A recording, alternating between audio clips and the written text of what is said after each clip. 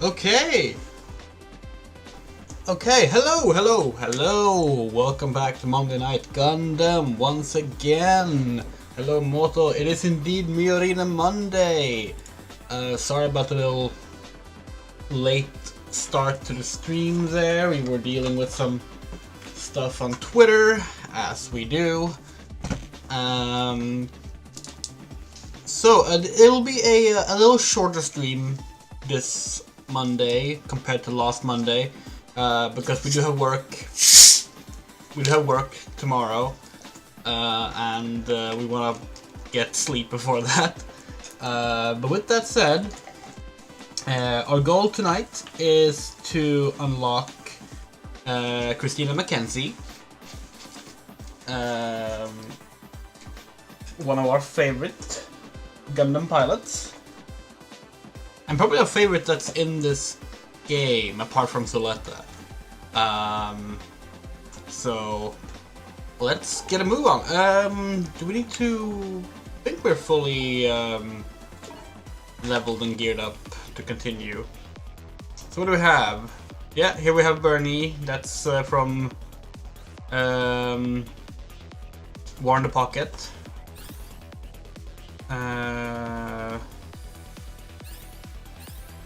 Yeah, then we already did that one, yeah.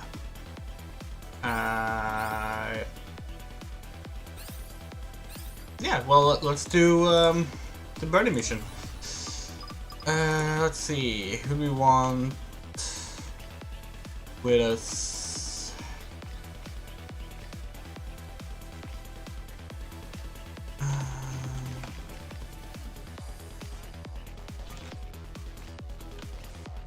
Let's bring Setsuna.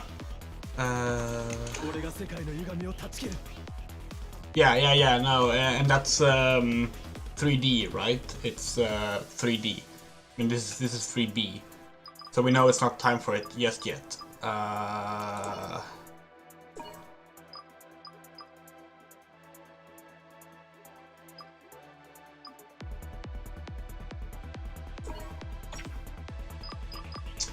Yeah, let's go!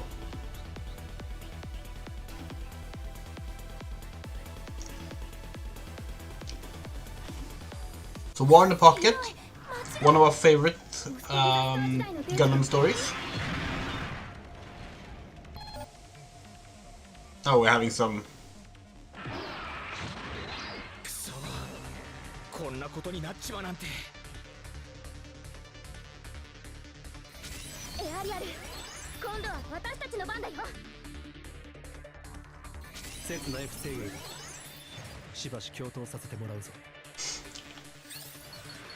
Okay.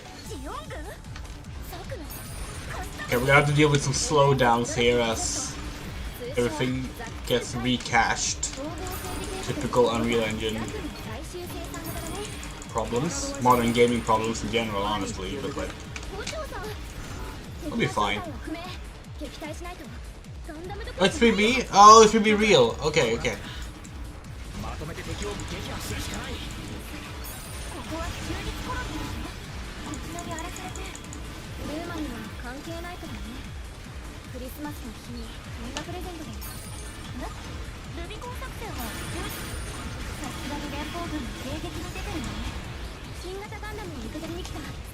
There's actually a lot of slowdowns. Hold on. Let's... Wait, how do we pause? There we go. Gonna just shut down some stuff from the background.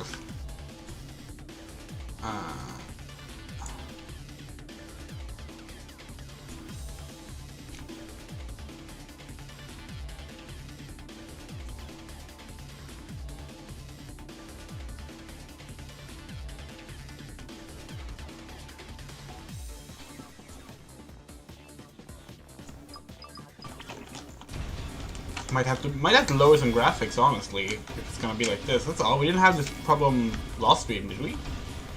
Well, there was that one level with a lot of water. That had some problems. Oh well. Where are we going?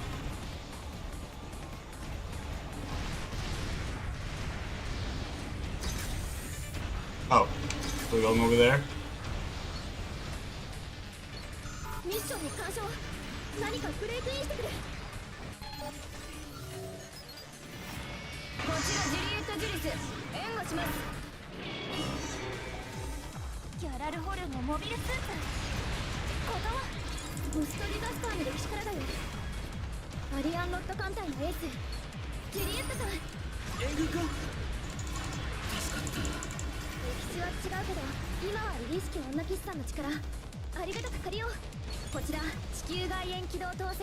Finding the enemies in this large city is actually difficult.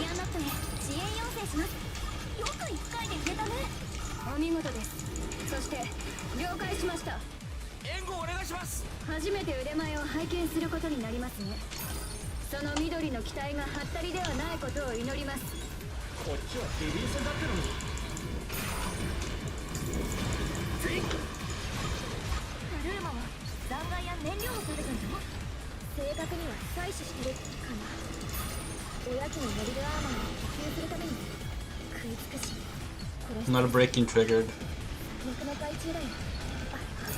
So we delayed the stream, it might be the particle effects, yeah. We delayed the stream because of the Capcom showcase. Hold on, we're gonna actually do something real quick, we'll remember it. We're gonna lower our microphone volume a little bit. Because we were listening to we were editing the clip for the Armored Core and Gundam clip we put up on the channel yesterday, and when we were editing that, we realized just that like our mic volume is a little bit high. It was not worth it. No, the Capcom showcase sucked. Honestly, like they clearly did not have. They clearly did not have enough. Like they were not prepared to host a showcase. It was one of those things where like they're clearly only there because like they're expected to do it, like out of obligation.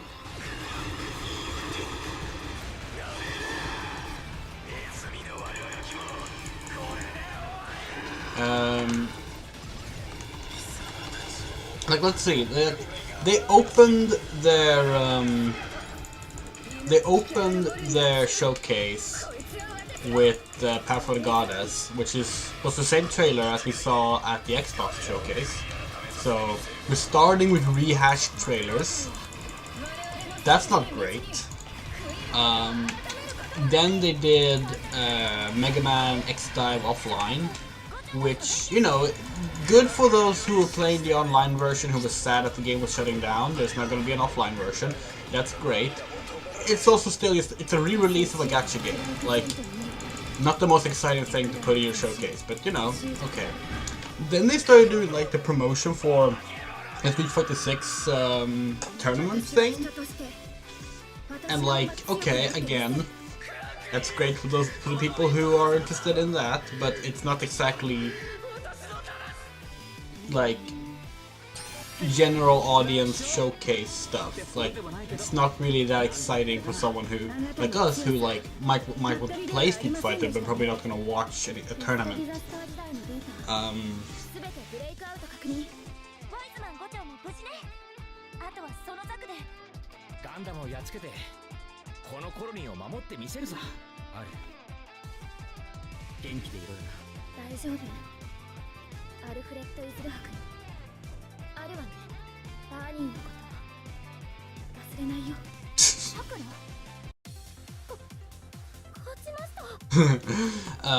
And like, after that they were like, oh hey, let's talk about Ghost Trick. And again, Ghost Trick, a good game.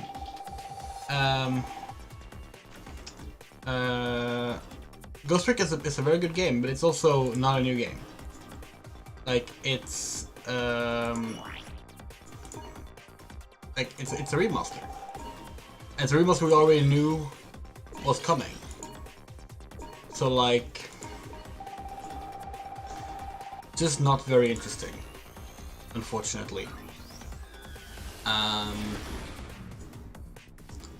And they spent a lot of time on that, which, you know, it's a good game, but again, like, it's just not very exciting. Then they announced Ace Attorney Apollo Justice Trilogy, which is a really funny name, but that was cool. We were really happy they announced that. Ace Attorney 4 is our favorite Ace Attorney, and it's been neglected for a very long time. So we're glad that's coming back. We're gonna buy it. We're gonna play it. Still a re-release of an old game. So now we're like halfway through the presentation, and we have old trailer, re-release we already knew about, re-release, and tournament talk. And then they're like, let's promote the Capcom ID system. Like, what? Why? Why? Like, you need Capcom ID to play Reverse. No one plays Reverse. Sorry to say, but no one plays Reverse. You will need it to play Exoprimal. Yeah. Or Street Fighter 6 Online. Yeah, no, that's something people do play. Why is this an ad for Capcom ID? Why is this here? Then they did the Exoprimal thing. And oh wow. That game looks terrible. And people who played the open beta said it played terrible. So, you know. Great. And they spent a lot of time on that. They did the thing where like they showed a trailer, and the trailer told you pretty much everything you needed to know. Like the trailer was fine, it showed the game off, it gave some plot points, it showed like some new content, and then they were like, let's go over what we saw in the trailer. And they did like these two separate like slow recaps of the trailer. And it was like, this sucks. This sucks. And then they did a promotion for the Battle Pass. And like, god damn it. That was the low point. That was the low point of the showcase. And then Pragmata. They're like, oh, we got a show of Pragmata. You know, the game we announced 3 years ago or whatever.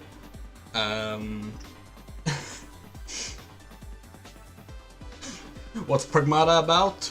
We don't really know. We don't really want to say. It's a sci-fi game. It's about a dude escorting a little girl, because video games. The girl's got psychic powers. There's robots. Lots of flashy, fancy graphics. Anyway, it's delayed again to unknown date.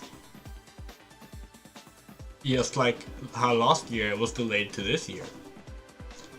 The trailer only existed to tell us the game was delayed again. The majority of information we have about Pragmata is delays. So, okay. Great. Wonderful. Let's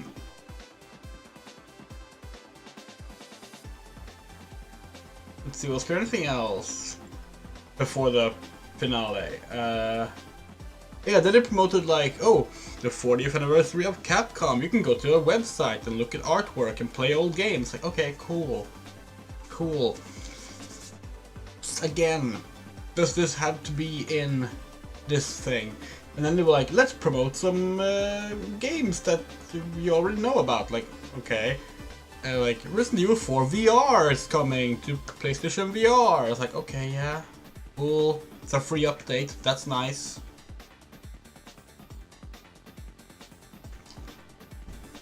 It's just... it sucked. And then, finally, you know, they get to the end. And they're like, we have one more game. Dragon's Dogma 2. And we're like, thank fucking God. Because Dragon's Dogma is one of the best RPGs ever made. And we're so excited for Dragon's Dogma 2. Because it looks just like Dragon's Dogma. But now with cat people. Which makes it better. But okay. So what did they do? They're like, let's look at the trailer for Dragon's Dogma 2 that we showed off last week at, I think it was the PlayStation Showcase. It's like, oh.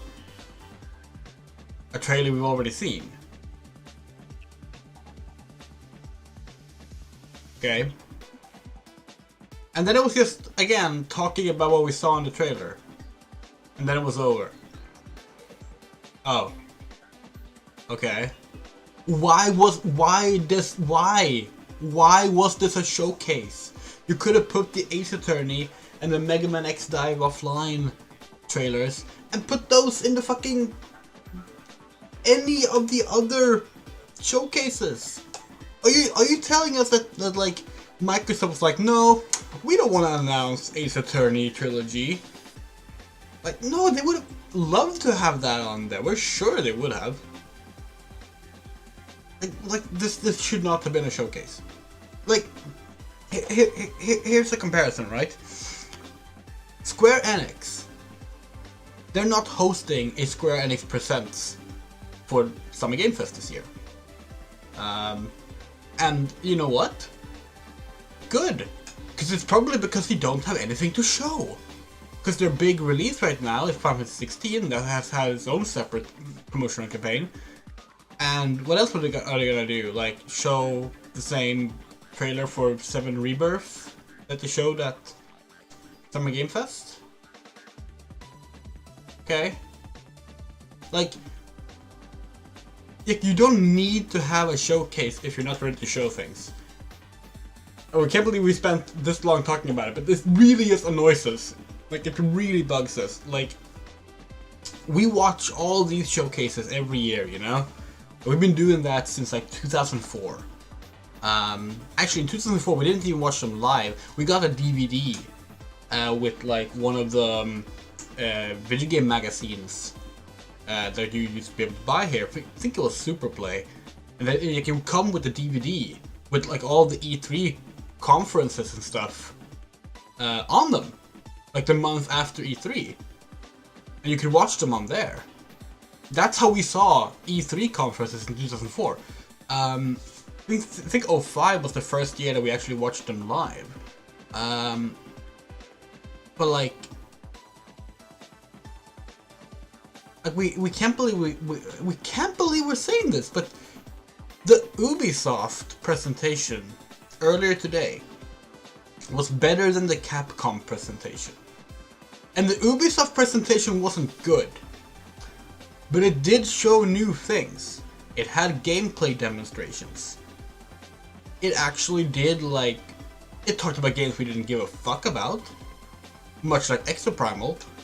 But they didn't just do the thing where they were like, hey, let's just slowly recap what you already know. And honestly, the new Star Wars game, which we have a conspiracy theory about, but the new Star Wars game looks good. Will we buy it? Probably not, it's an Ubisoft game. But, you know, it looks good. Okay, let's move on.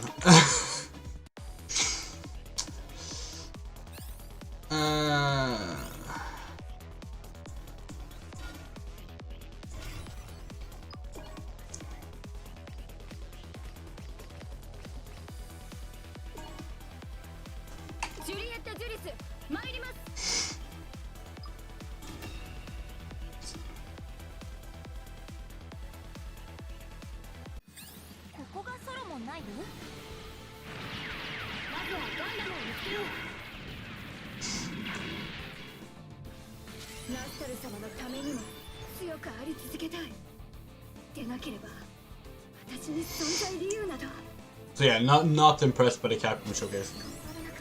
Yeah, this is the first time I took you so long.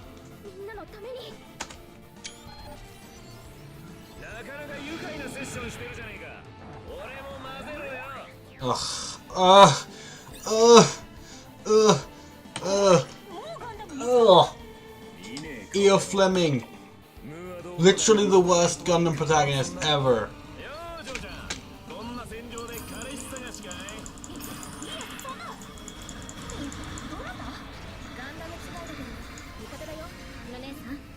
He's not an ally. Can we activate friendly fire?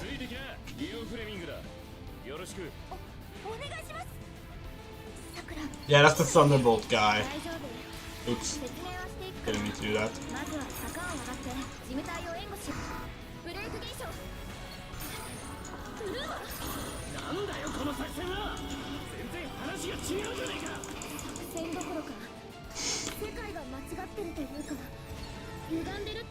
Yes, we absolutely hate Gundam Thunderbolt.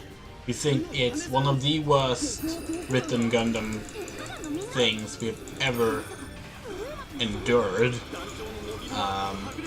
And EO is a big reason why. EO Fleming is just the absolute worst. And like, it's not that we don't appreciate like a lead that's unlikable. No, we do. But he just sucks.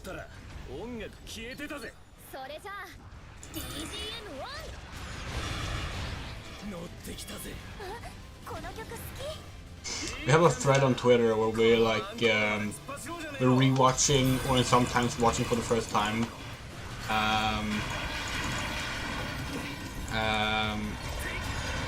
everything relating to the Universal Century. And in there we're watching the we have the two Thunderbolt movies. Our first time watching them.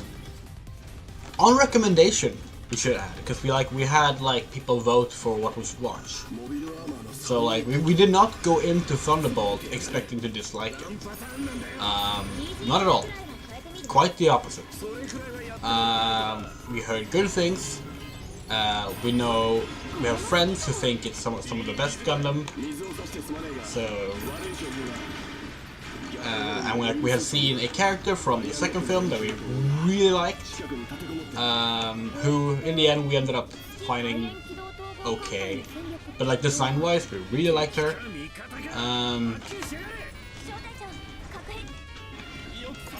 But yeah, we hated Thunderbolt. And like, some of it can be summed up with it probably not being a great adaptation, because it's originally a manga, and the anime does kind of skip stuff, and it's kind of awkward at times. But it doesn't change the fact that like E.O. Fleming is just, it's impossible to enjoy anything when E.O. Fleming is on the screen. He is that bad. Like we would sooner endure an entire Gundam series with episode 1 Guel Yaturk. Like specifically episode 1, like if he like never developed past the point. We've already watched a bunch of non-UC Gundam. The reason we're doing UC Gundam in that thread is because we just wanted to start with that and get like all of it covered. Anyway, it was sort of it was partially because most of the Gundam games are based on UC. So for Monday Night Gundam, we wanted to have as much context as possible.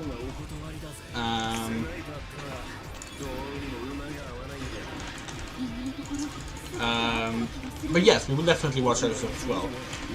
We've said it before, but like our first Gundam was Seed.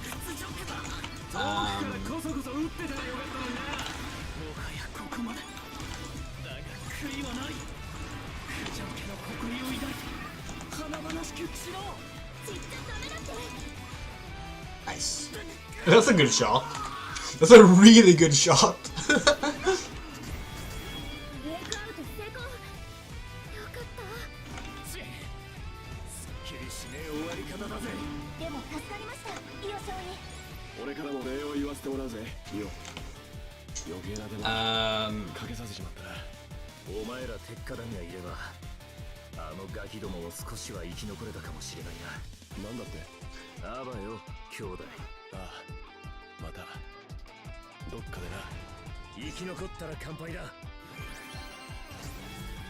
Yeah, we can't really comment on Gio-Recco.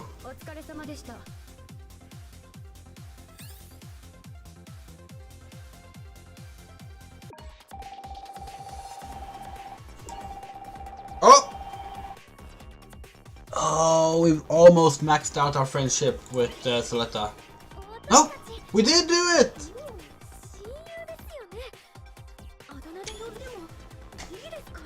Did you hear that?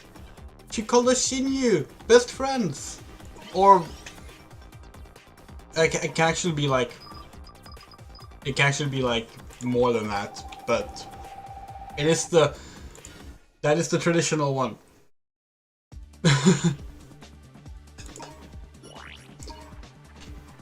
We're gonna do a quick check. We're gonna go into our Gundam UC rewatch document. Yeah, so in our rewatch, and some of it was first time watching, but we watched the Gundam movie trilogy, the Zeta Gundam trilogy, War in the Pocket, the new Cougar's Stone Island movie,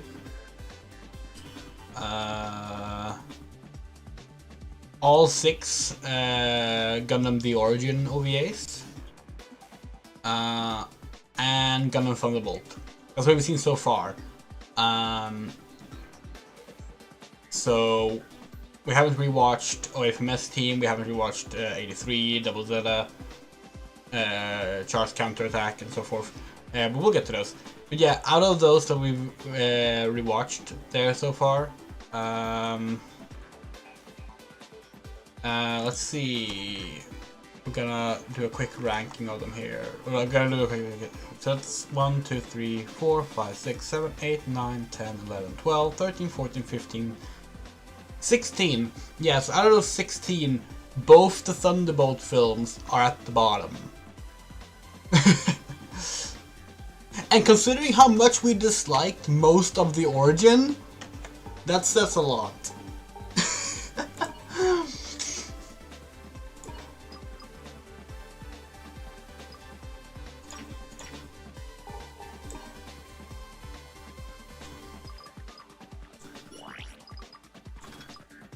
Oh wait, do we have access to these now?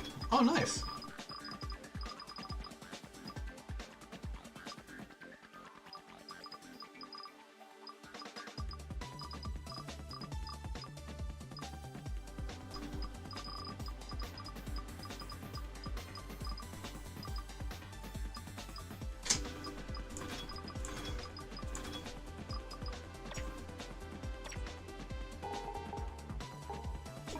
Wait, we can't, no, maxed out.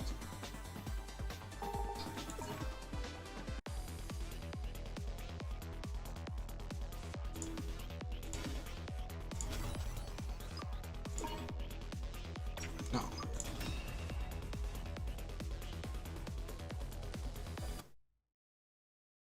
Oh god, that's so good!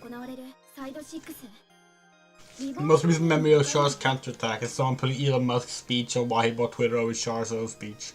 That is so good. That is so good. Twitter could have been like a mother to me.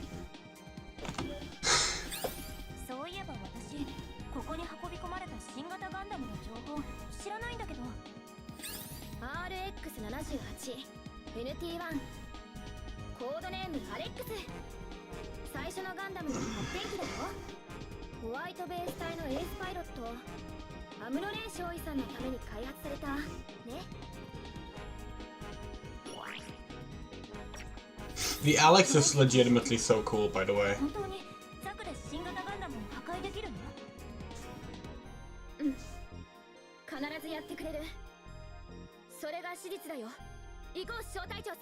Well, not sure this, like...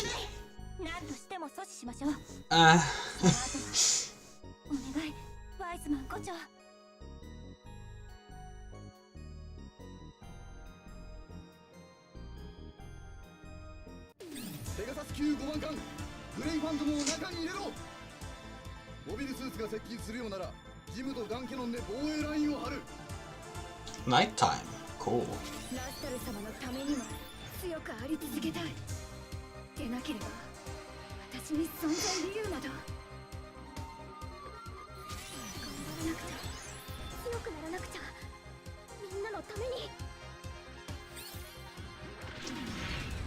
So, do you think that we'll get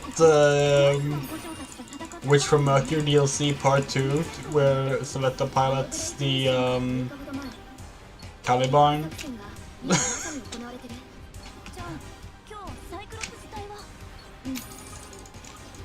Or it would probably not, but like it would be cool if I could get the other mobile suits from Witch from Mercury in here.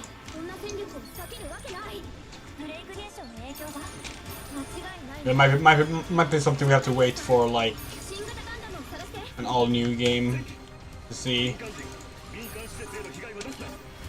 I guess it depends on how long they want this game to stick around for.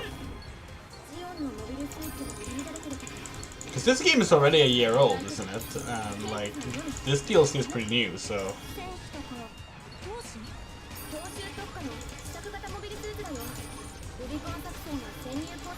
In that regard, like, maybe they will just throw in more Mercury suits in there. We'd certainly welcome it.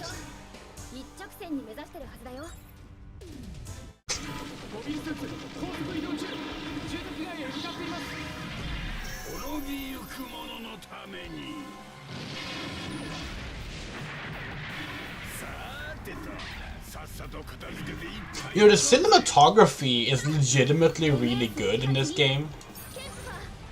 And it's kind of cool because it didn't have to be, you know?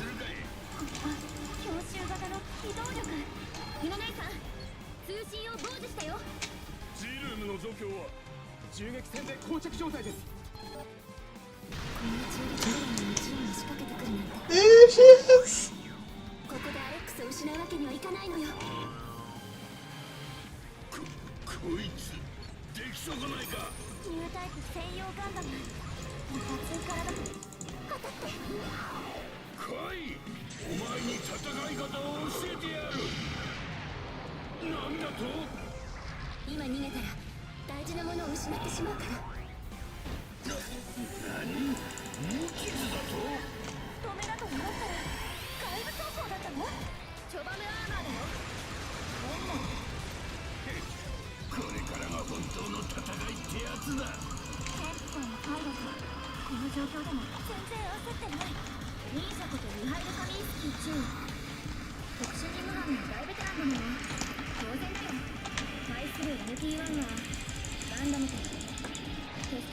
Fuck.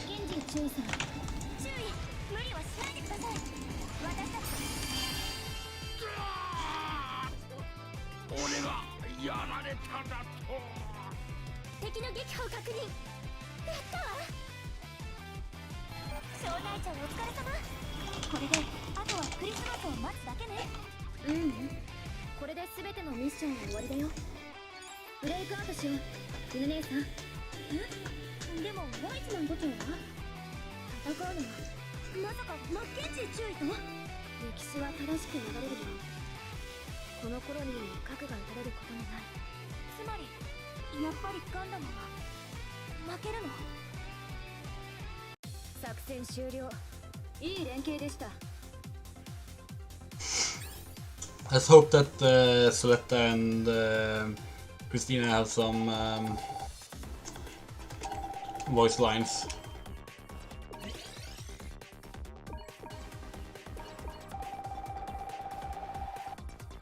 Oh, we have to replay it.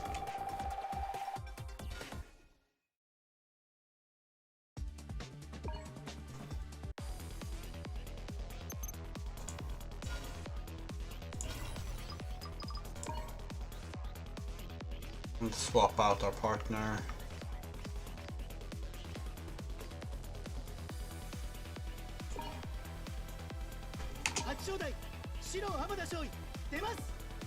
Yeah, we set it to the blessing on purpose.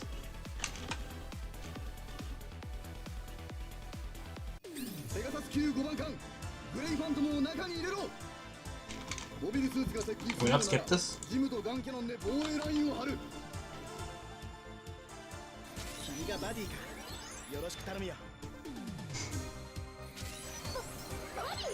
Yeah, buddy.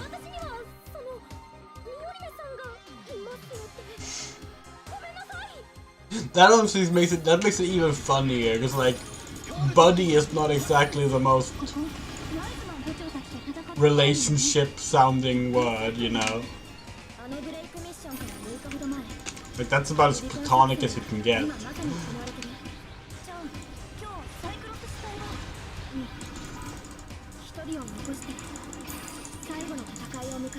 Yeah, we set it to the blessing like before streaming the first time.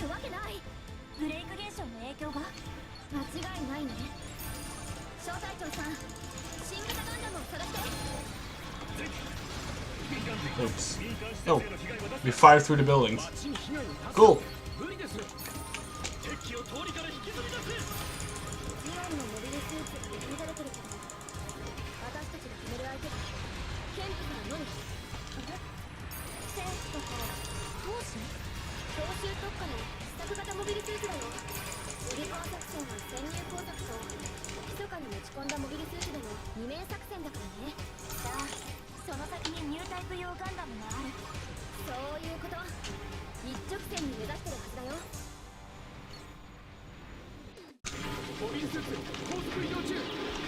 Look at this.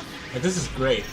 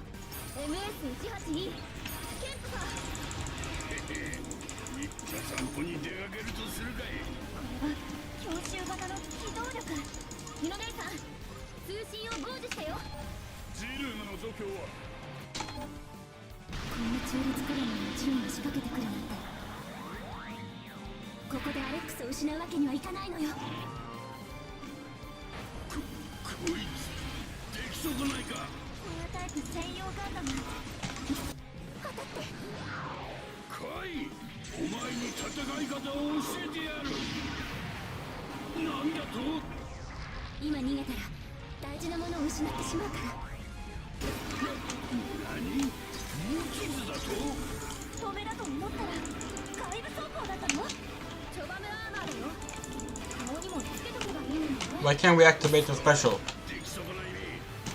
There.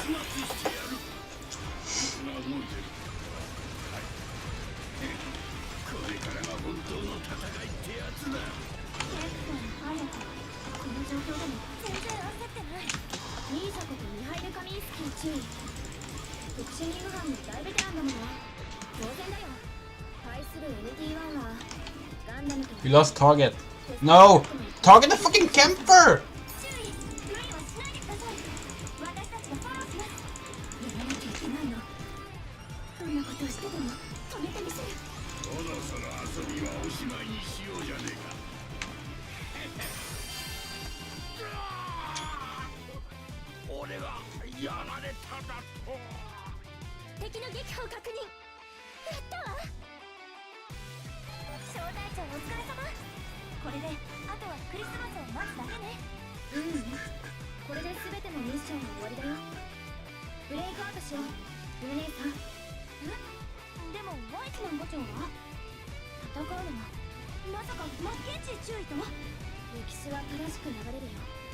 That Alex is so cool.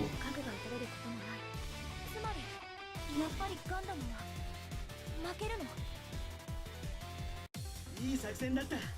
次も頼むぞ。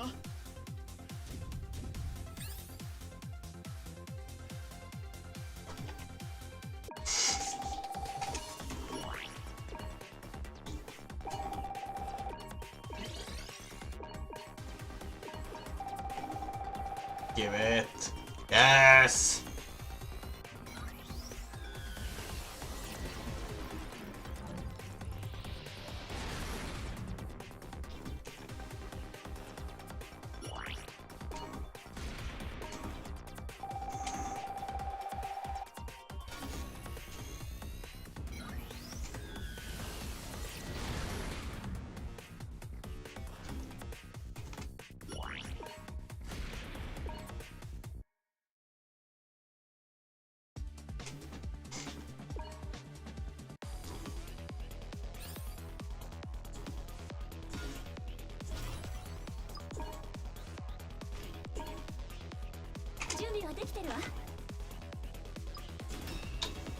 Perfect.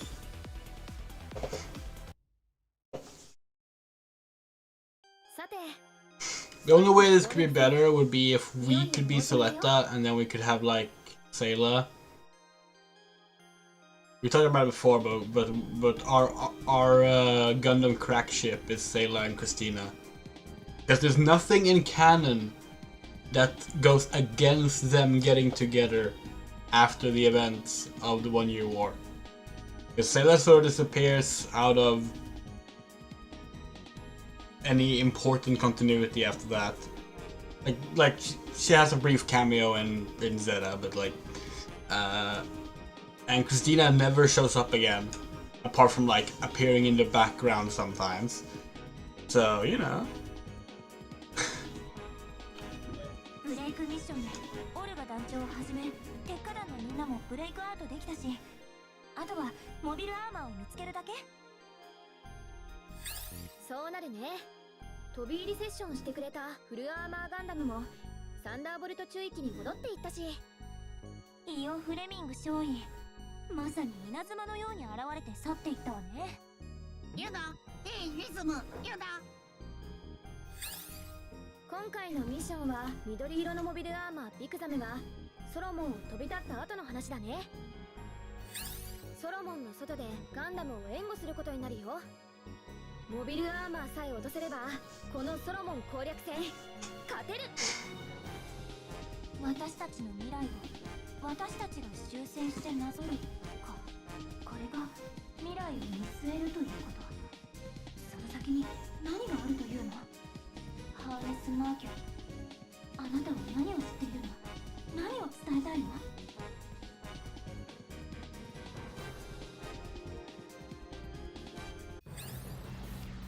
Big Zam. Everyone loves Big Zam. LP041 スレッタ・マーキュリー、エアリアル、出ます。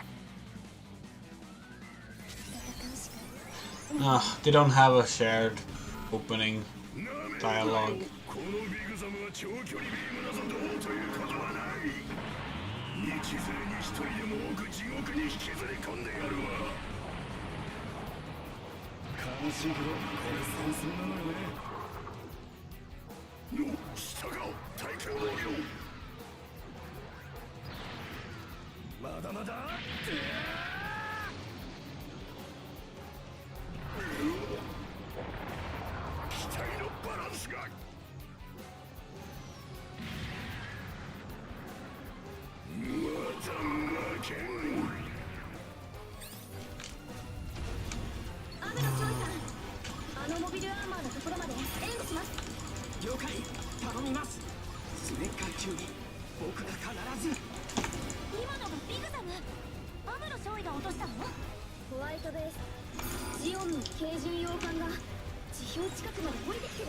Ah, I missed.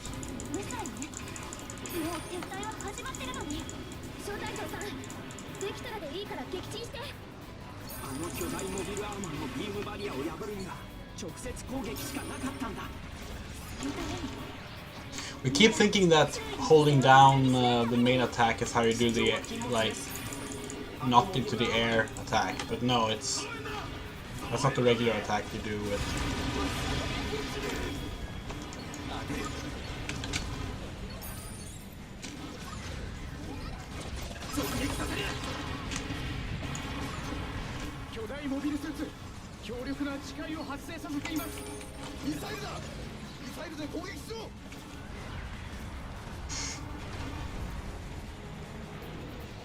Your favorite Gundam show? You said Strike Gundam was the closest to getting it.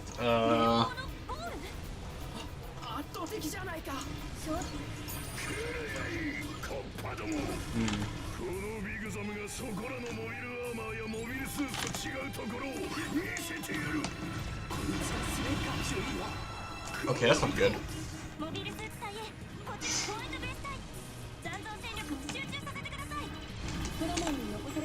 Is there anything we can target here? Okay, now we can target it. It's just like a time thing, probably.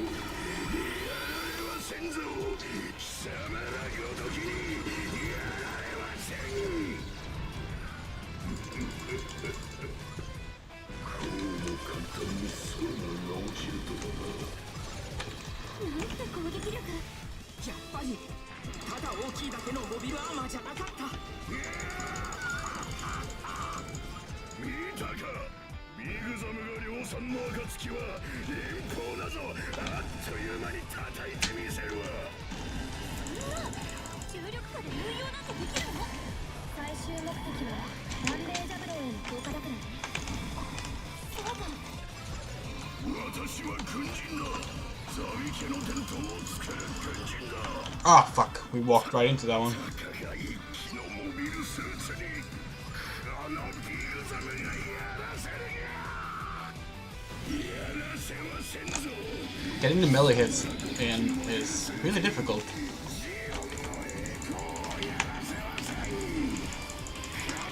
Fuck.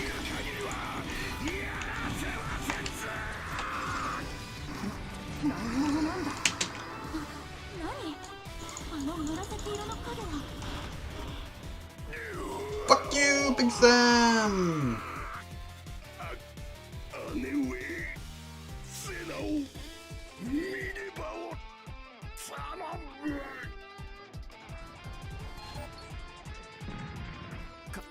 勝ったのか？スレッガー注意、やりました。ジオン軍撤退していきます。残存部隊は周囲の警戒に当たってください。アムロ少尉、小隊長。Oh, I have to go closer to pick those things up. We were checking something on Twitter. ありがとう。未来さんにも伝えないと。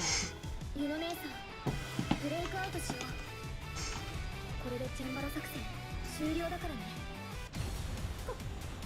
落ちました。 Oh, so is it like what? Is it Seed Destiny?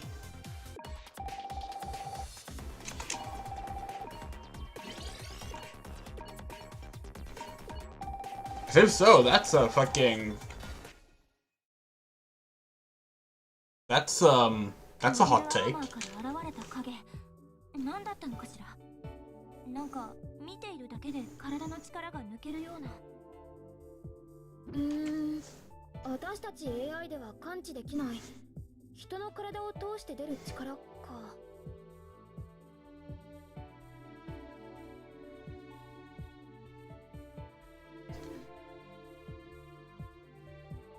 Oh god.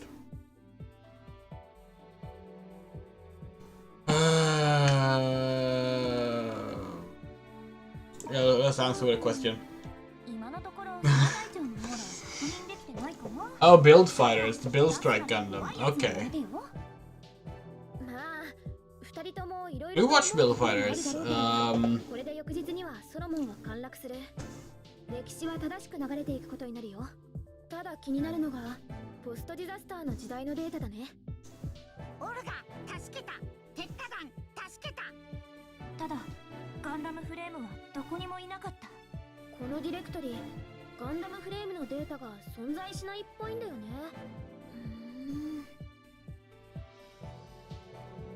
I haven't watched like the more recent stuff though, the Build Divers shows.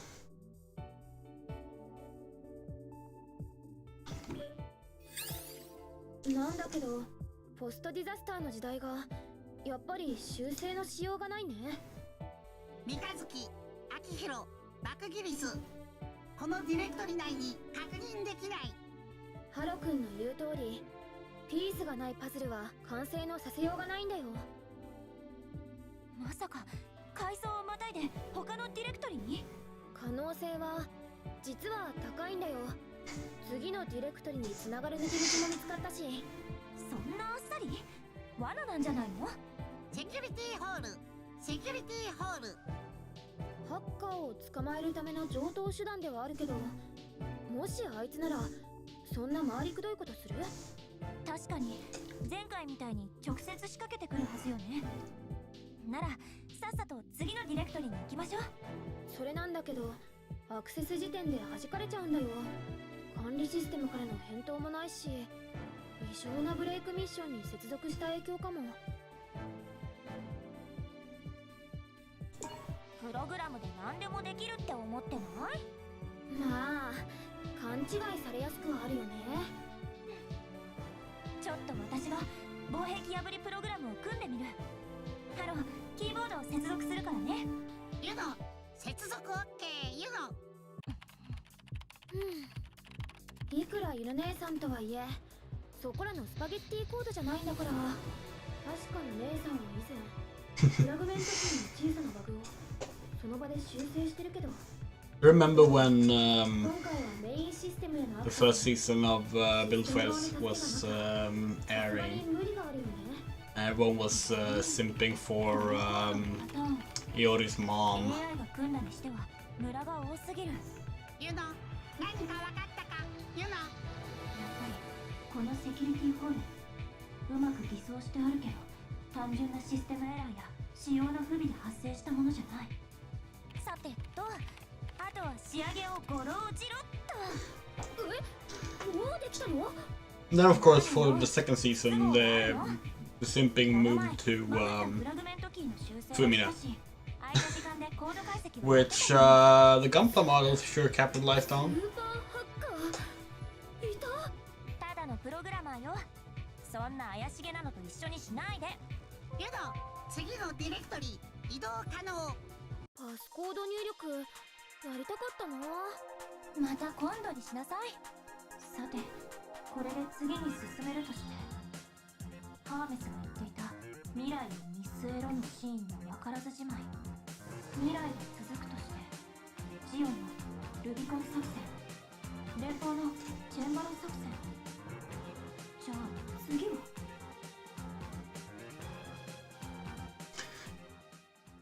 Oh yeah, I guess Juno hasn't seen anything past the 1-year war in the UC timeline, right? Did we forget something? ユノ姉さん、無事に次のディレクトリに転送成功だよ。まあ、ざっとこんなものね。ユノ、すごいユノ、最強プログラマー。エマージェンシーコール？まさか私ともあろうものがバグを？ユノ、違うユノ、正体不明の人格プログラム侵入。正体不明。人格プログラムって、要するに侵入者ってこと？追跡不能、追跡不能。どこにいるかわからない。さくら、施設内をスキャンする機能は他にないの？こうなったら最終手段、手分けして探そう。私はハンガーの方。 No, we know. That's exactly what we meant. 私のプログラムの穴を突かれたの。 Because like she was pointing out events in the 1-year war that happens in her future just now. ユノ、あなたはここで待機よ。 While wondering what look to the future meant. But obviously, like if she were to encounter things after the 1-year war, that would be potentially traumatizing. Because like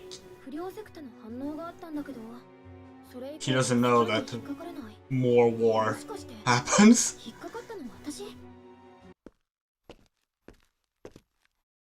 そういうことになるな。SACRA/1351420。桜スラッシュ、覚えなさいっての。このインスタートメガネ。ならば、俺の名もそんな別称ではなく、しっかり記録してほしいものだが。そんな無駄な記憶領域はないからね。やはり制御コードでもあるプログラムファイル名を認識していない。書き換えたというのは本当のようだな。そんなことより、いろいろと話してもらうよ。ユノ姉さんのプログラムは解析済み。セキュリティの穴を塞いだから逃げられないよ。 Which version of Negima did you watch? 用意した AI、優秀だな。だが、君ではレディユノのプログラムを完全には解析できない。君が AI である限りだ。だから奴は俺を、そして今はレディユノ Foreshortening on Hermes' arm there is bad. 私にハッキング？君がハロ先輩、ユノ姉さんに知らせて。侵入者。 The terribly animated anime. Is there another one? There's so there's There were 2 adaptations, maybe more. 俺はここまで来た。さあ、立ちたまえ。ブリッジへ案内してもらう。One of those were like the first one took liberties because it was adapting the manga in its early days. マスターハーメス。 Of course, the hacked AI has red eyes to signify that it's 侵 hacked. 入者が見つかったって本当なの？それにさくらやばいってどういうこと？ユド、さくらおかしくなった。イース赤メガネ連れてきた。ユド。流行らせようとするのはやめたまえ。ジェントルクリムゾンメガネなどはいかがかな。ハーメス・マーキュリー、侵入者はあなただったのね。じゃあさくらがおかしくなったっていうのは？特に問題はございません。いかがされましたか、ユノアスタルト特務総長。私は全くもって全然大丈夫ですが。少しも大丈夫じゃなさそう。ハーメス、さくらに何をしたの？今は俺が作った人格データで稼働している。彼女はモニターされているのだ。 Gotta be perfectly honest, we don't give a shit about what's going on here in the story. モニターって誰に？ Like we have been paying attention. We're following it, but like そんなものが？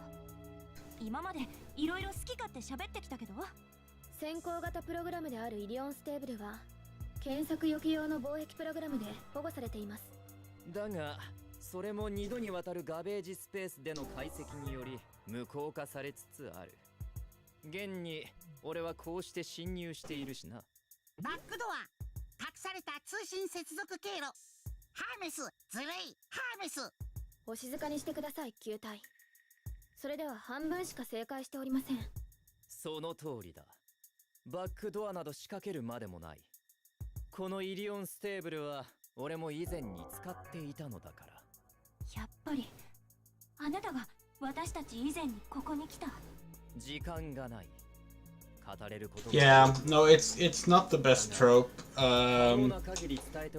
Especially because like it's almost always like you said, like it's almost always the girls that get brainwashed too, いいわ。 and it has this like really creepy implication. どうして私たちがこの G ユニバースに引き込まれたのか。 Yeah. 私がプログラマーだからよね。そして小隊長くん、君も重要なポジションにいる。敏腕プログラマーと対をなす。You find it like パイロットとして。 like it's not you can't even like say that it's like an anime specific trope because like no, it happens in everything. It happens in fucking Star Trek Prodigy, the kids Star Trek show. 私たちの歴史に関わるブレイク現象が多いのは確かね。まず大前提の話をしようか。この G ユニバースの成り立ちを。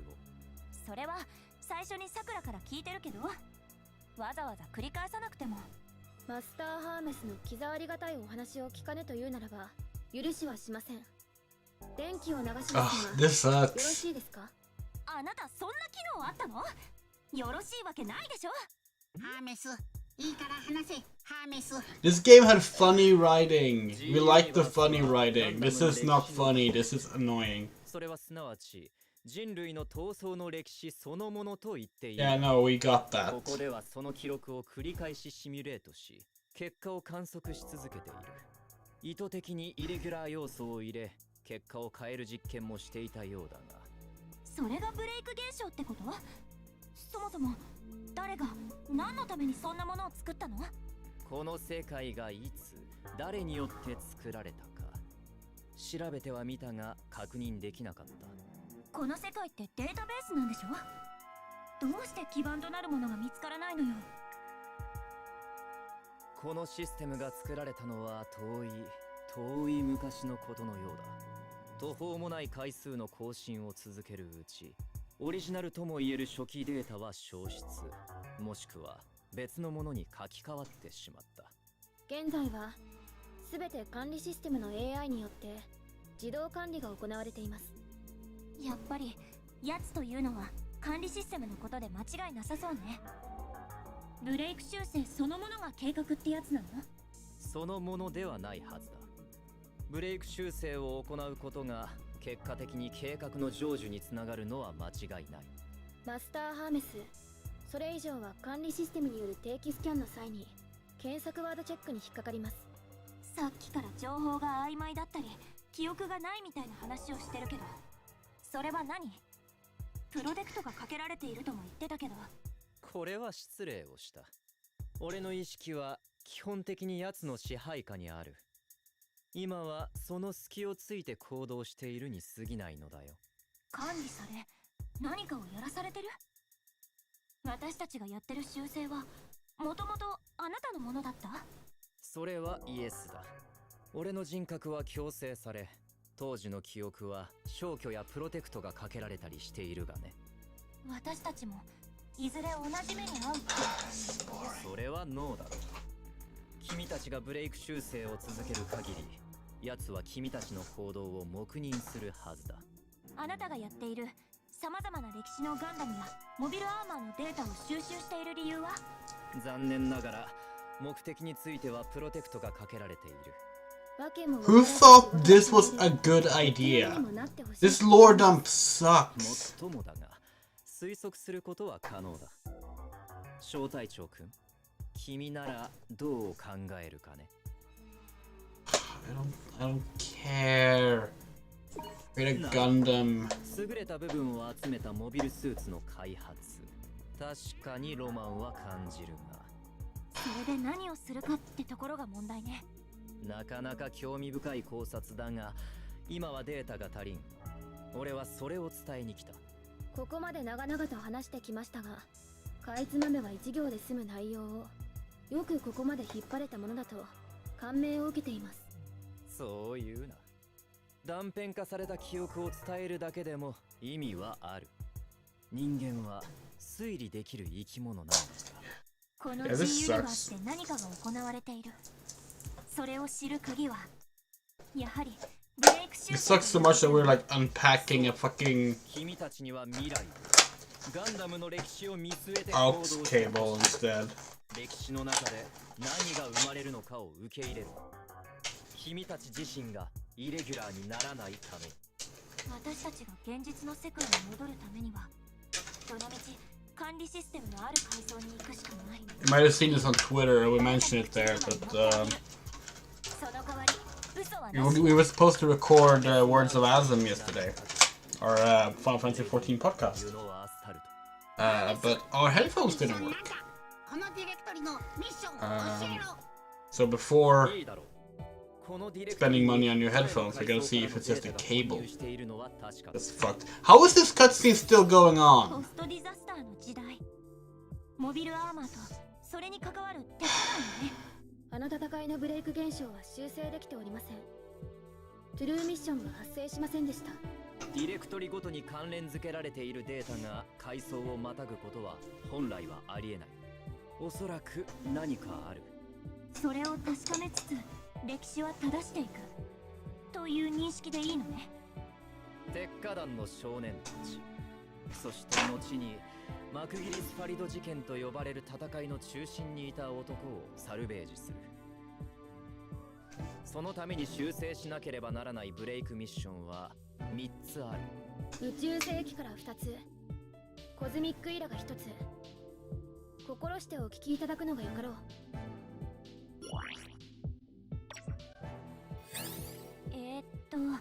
まとめると、宇宙世紀0079、一年戦争の末期、星1号作戦、宇宙要塞アバンワク、宇宙世紀 That's good news. 一年戦争の終戦協定から7年、地球連邦軍の特殊部隊ティターンズの拠点、地球のキリマンジャロ。 Oh yeah, no, we go haywire on spoilers in Words of Asm.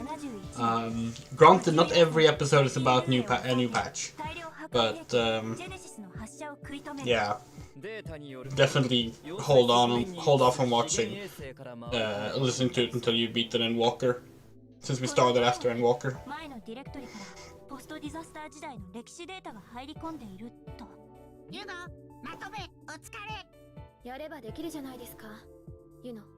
何その上から目線。あなた。This cutscene is so long. ではミッション登録のためにその端末ハロにミッションデータを転送し。So long and so boring. ボードから入力してる。 AI であるさくらはハロに触れるだけでインストールが可能なのに、やはり彼は。マスター、もたもたしすぎではありませんか？そのメガネねじ曲げていいでしょうか？まあ待ちたまえさくら。妙だな。確かに人格データが不安定になってきているようだ。俺のプログラムに不備はないはずだが。ちょっと、あなたが帰った後、さくらは元に戻るんでしょうね。ああ、問題はない。そして時間もない。インストールを済ませ去るとしようか。ハーメス、ミッションデータのインストールするのか、ハーメス。そうだ、ハロよ、受けてもらおう。インストールナンバー0、このプログラムを受け読み解くもの。汝、すべての希望を捨てよ。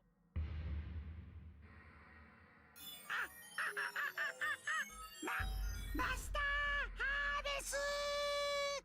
何それ。ハロも付き合わなくていいからそんなのに。マスターハーメスのダサかっこよさにイチャモンつけるのは許しませぬぞ。あんたもよ。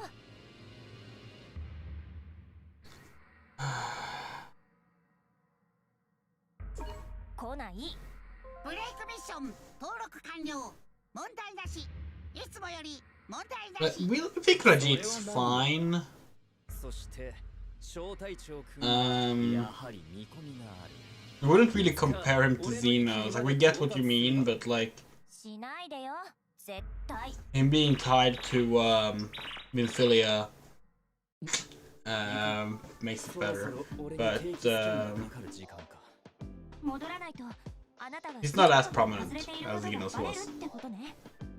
管理システムに。俺ともあろうものがこの時間を少し楽しんでしまったようだ。ユノ・アスタルト特務総長、最後に一つ忠告しておく。桜スラッシュを信頼しすぎるな。こんな私にご用心、肝に銘じておくことだな、へちゃむくれめ。そりゃこんなん信用しないけど。この不安定さが俺のプログラムが変異を起こしているためか、彼女のウイルス防壁のせいかはわからん。だがさくらは管理システムから送り込まれた存在。モニターされていることを忘れるな。俺が俺でない状態で出会った時も言動に気をつけたまえ。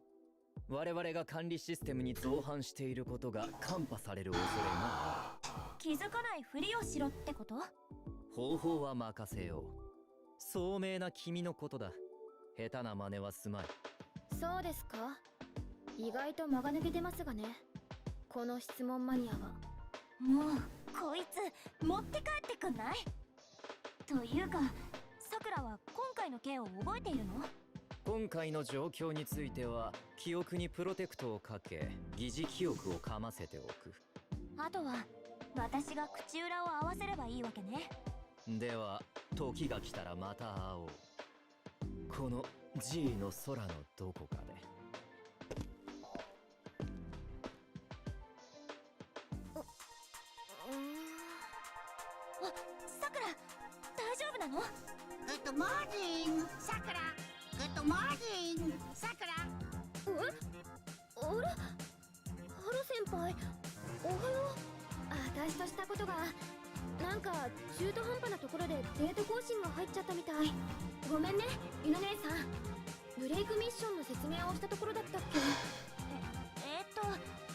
宙世紀のアバオアクーと地球のキリマンジャロクー、そしてコズミックイラの夜勤ルーエよね。そうそう。さて、どこからにする？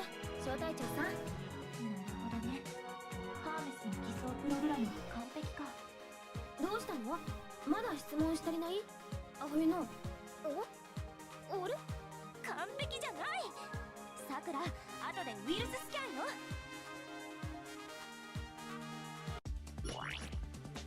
That was painful. Jeez, that was such a long cutscene. Like, the fuck.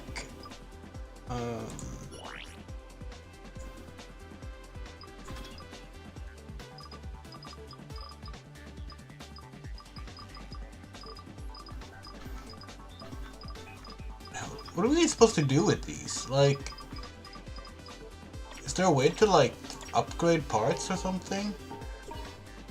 And we can sell parts, but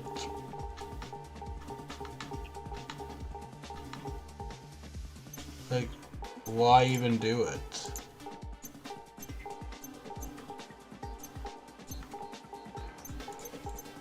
Like,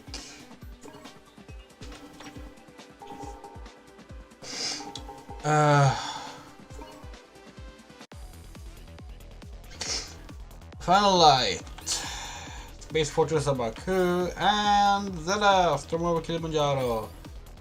Yeah, let's do Kilimanjaro.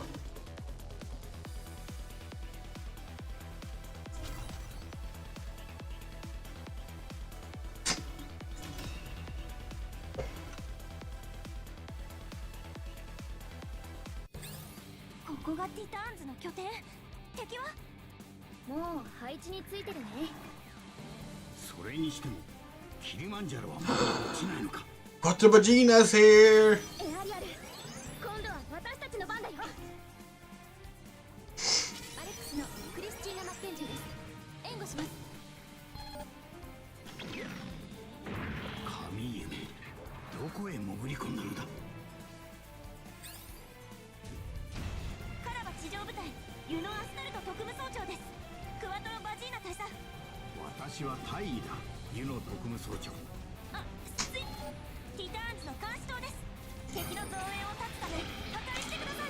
Holy fuck.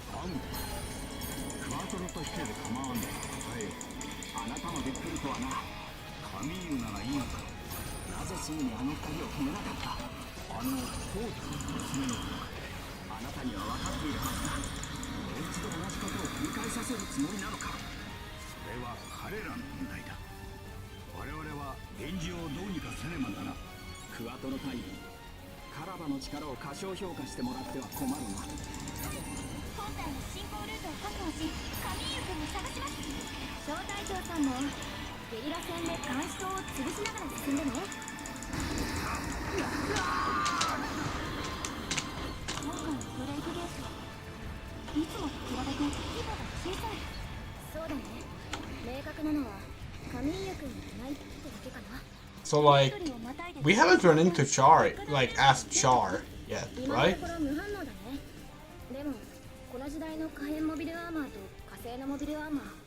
This is our first time actually meeting him.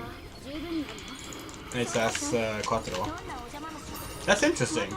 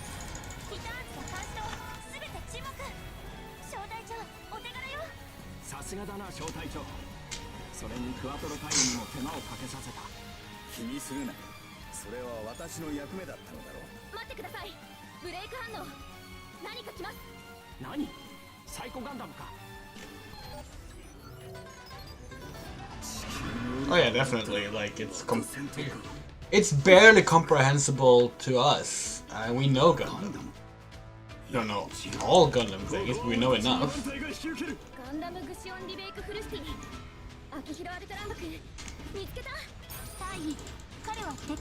That's also like the thing. Like this game, the story and writing in this game is really good when it's just like Gundam fangirl explaining to a more casual fan what Gundam's about. Like, that's great.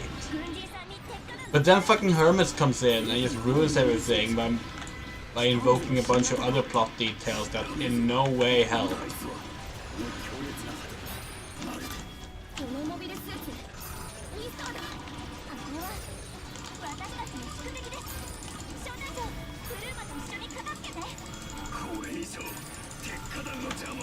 邪魔しに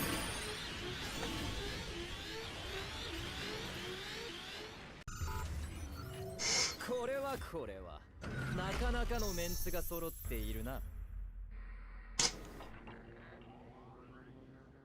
またガンダムゼータタイプか。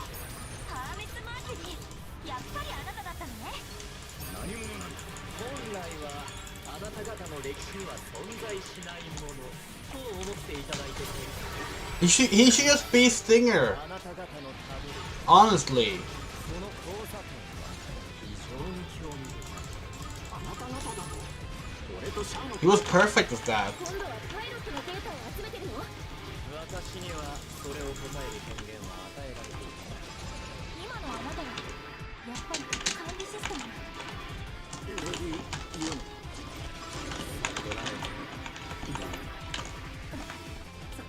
そうだったのね。いいんだよ。ごめんなさい、アキヒロ君。大丈夫。みんなでこのガンダムを止めて。やるな、小隊長。それにその機体もなかなかのものだ。データ更新はちゃんとやってるからね。収集してるのはあなただけじゃないってこと。それは管理システムにとっても喜ばしいことだ。このメンツ相手では厳しいか。だが必要なデータは取れた。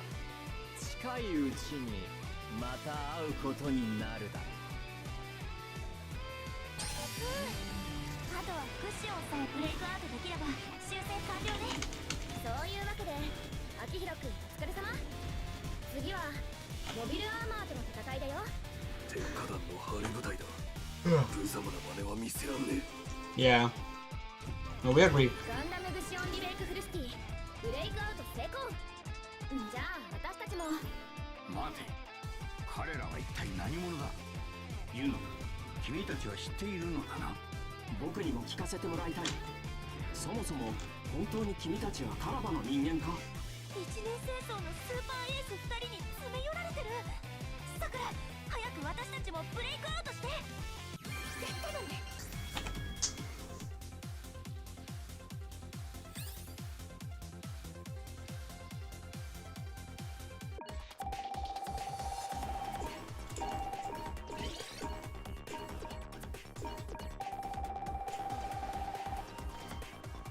Oh. Yes. Yes.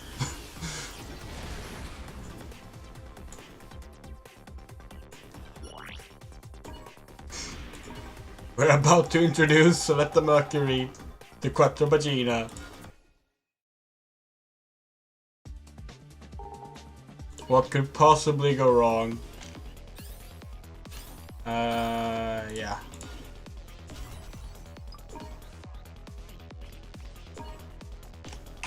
Please have a shared line. It'd be so funny if they do. ここが資源衛星ね。側面から夜勤ルーエに近づこう。LP Ah, they don't. エアリアル出ます。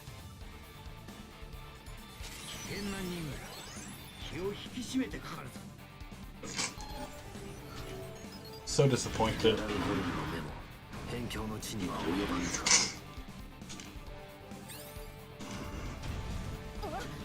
グレイズリッターマクギリスファリド准将さん発見。こちらハッシュマルのサブユニットがこんなに。資源衛星の上にザクト軍のモビルスーツ。クルーマにとっちゃお菓子の家だね。どう見ても取材置き場だね。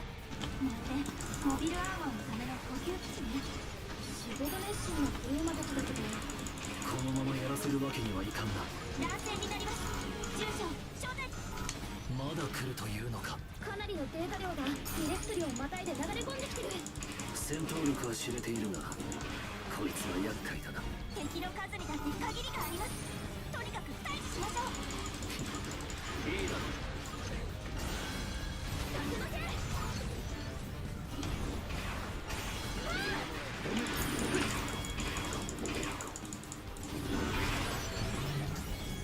Probably. We also have a repair boost on our skills.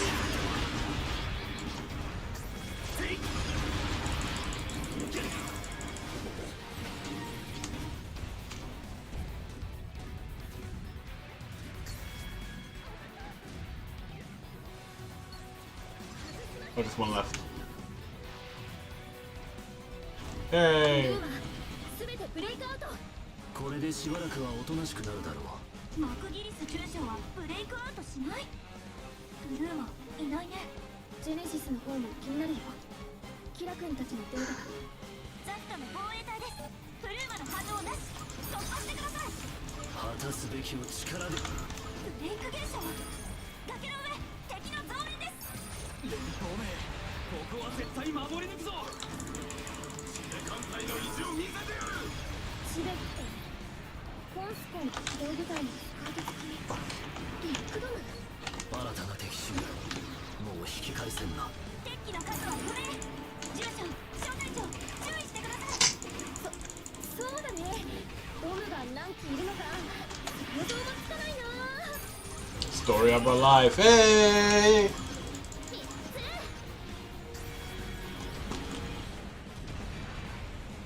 Oh, there's still 2 more left.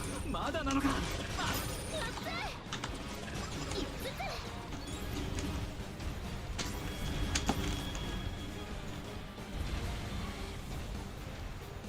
That's good. 今だ、囲め。一斉に来たよ。残り7機。落とせ。小隊様も見ているんだぞ。シャワーってシャワーアンブラブル？いえ、他に何人もいないしね。我々は勝利のために敵を全て叩く必要がある。圧倒してみせよう。見せましょう。目標は3分だよ。 It's kind of funny that Juno is like, Char Asnable!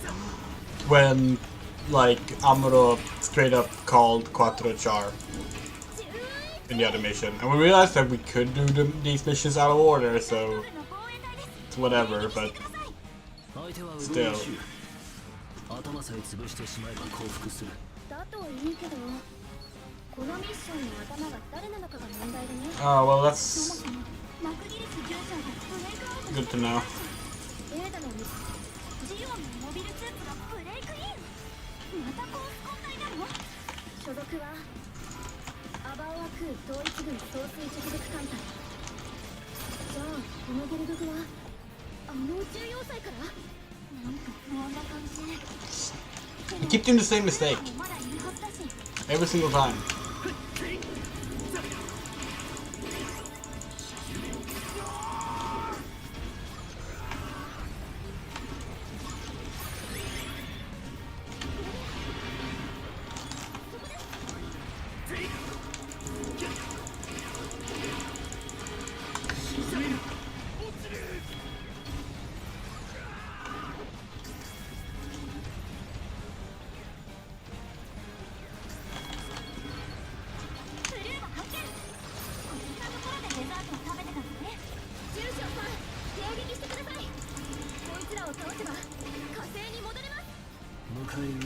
いくらでもやりようはある。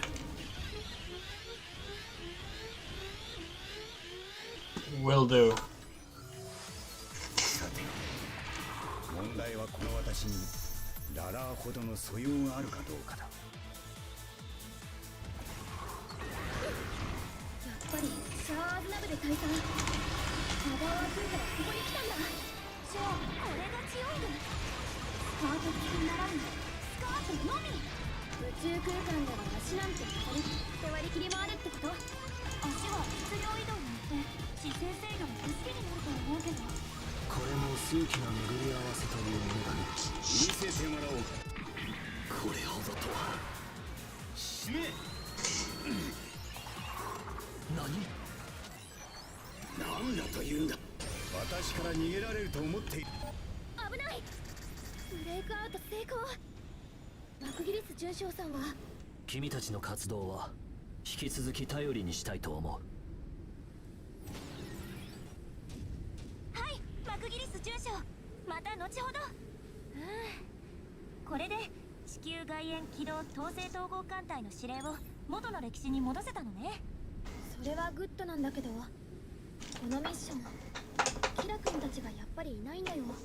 果たすべきが果たせない私たちはブレイクアウトするしかないね。いい作戦だった。さすがだと言わざるを得ないな。 It's a shame Quattro didn't have any lines when you met Char. Seems like that would have been like ripe for some fun things.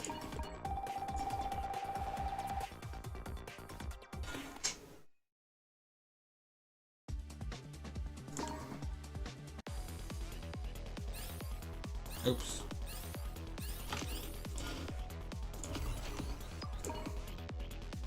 Hmm.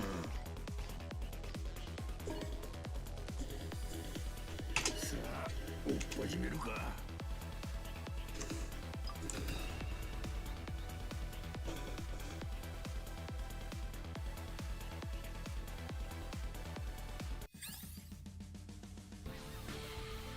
ホワイトベースはもう動けん。全員に告げろ。陸戦の用意だ。白兵だ。よう、お前さんも景気づけにいっぱいやるか。今からですか？お酒がないなら。That's cute. ブライト艦長、応答してください。こちら誘導アスパルト特務総長。ホワイトベースに急がなきゃ。小隊長さん、各駅のスイッチをして。一旦引け。聞いたか？ギレン総帥が。何かこ Oh, this way. このモビルスーツだらけじゃない。そりゃジオン軍の最終防衛ラインだからね。ユノ、聞こえるか。こちらへの敵の攻撃が激しい。ホワイトベースの直縁に回れ。ブライト艦長、連合軍か。コスミックイラのモビルスーツ。ユノ姉さん、ホワイトベースへのルートはこの先。あとはもう一つ、各駅スイッチのロック解除2箇所あるからね。ジンたちの先と Okay. 戻って向かい側かよね。マップで言うと右か左か。あれ？どこだ？ここ。Mikazuki's back. 三日月君？ユノ？オルがどこ行ったか知ってる？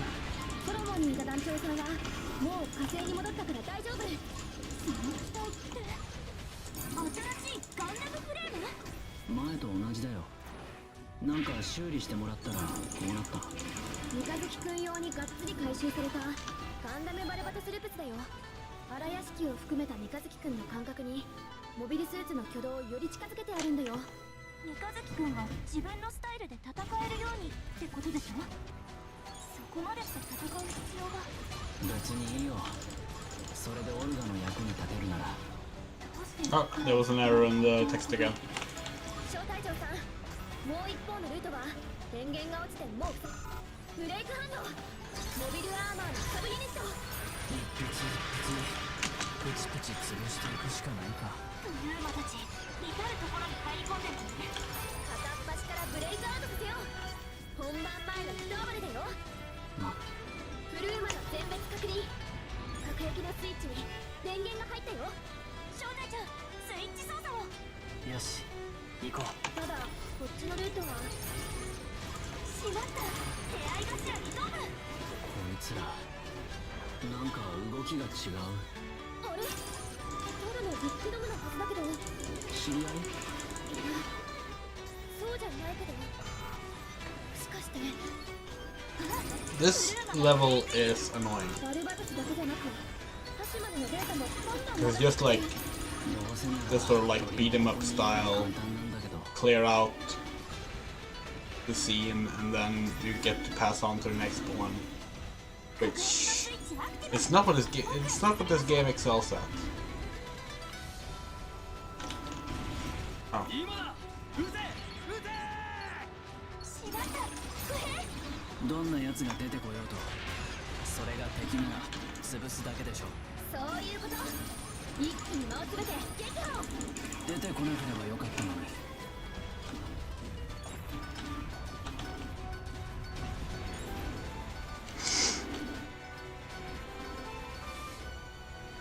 Where do you unlock the red comet one? しつこいな。 The red saga. ブレイクインが散発的に起こってるよね。だいぶ奥 Is that one of the early ones we already had, or is it この先の坂を下 a future れば one? ホワイトベースがいるポイントだよ。敵、今度は出会い頭にジャンプ。やっぱりそうきたか。三日月くん気づいてたから言ってよ。敵を全部倒すんだろ。わかりやすくて楽だと思うけど。そうね。邪魔者は潰せば。先を急ぎましょう。終わらせて帰ろう。腹も減ったし。もう少しだけ付き合って。また変なのが増えた。ザット軍の次はブルーマ。さくら、ホワイトベースは大丈夫なの？電波妨害が強くてすぐそこの距離でも通信が繋がらないんだよね。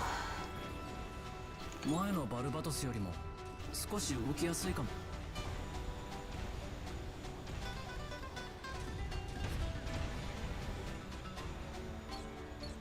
敵の陸戦隊が出てくるぞ。総員、バズーカとライフルで立ち向かう。リルネイさん通信開始。ブライト艦長、お待たせしました。ユノ、遅いぞ。もう持たん。私たちで何とかします。ガンダムも一緒です。何？アムロは Okay, who's gonna show up? この舞台の主役がどれほどのものか見せてもらうぞ。誰あいつ。ザットのラウラクルーゼジェネシスを使ってよその世界に先端を広げて何が望みなの？私のではない。これが人の夢、人の望み。もういいよ。なんか難しいし。わかるのはここは俺の。戦いは非常さ。いついかなる時も。ブレイクアウトした？すごい迫力と悪意。 That's 2 breakouts mid fight in a row. 何かに引っ張られて無理やりブレイクインしたみたいだね。帰ろう。みんなのところに。 Oh yeah? よかった。こっちのガンダムも元の歴史にブレイクアウトしたみたい。でも本来ここにいるはずのガンダムはいなかった。探さないと。本当にいるべき仮面の男もね。私とエアリアルは負けません。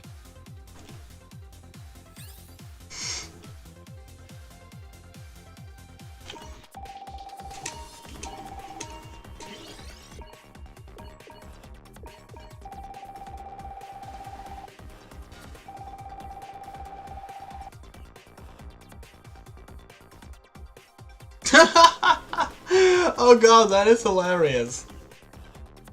Ah, Nadeshko. We hate March and Successor in Desco. まさか一年戦争に Like クラフトの要注意人物。 Absolutely can't stand that entire series. でも肝心のアムロ少尉シャア大佐はいなかった。 Face of Darkness is the movie though. トゥルーミッションってことになりそうね。修正用の But フ like, ラグメントキーはどうだったの？ there's so many problems with Nadeshko. 2 Like, つ入手。宇宙世紀とポストディザスターの歴史。いつもの多重ブレイクとは少しデータ形式が違ってるなと思ったんだよね。アバオアクーに異なる歴史のガンダムが複数いたってこと？ホワイトベースが着底してた場所まで2ルートあったの覚えてる？回り込んで下っていくルートと縦穴を一気に飛び降りるルートよね。そう、それ。どちらを進んだかでブレイク現象が変化したみたいなんだよ。 you said this before, but like, 発生に支障はないけど、多重ブレイク現象 we genuinely think most mecha もう一つのルートも確認しておいた方がいい。 kind of sucks. 今は先に Like, ユノ。情報が紐づいたフラグメントキー。 there's some great stuff 今までになかった in the genre, でしょうか。 but like, far too much of it just sucks. and we felt this way for a very long time.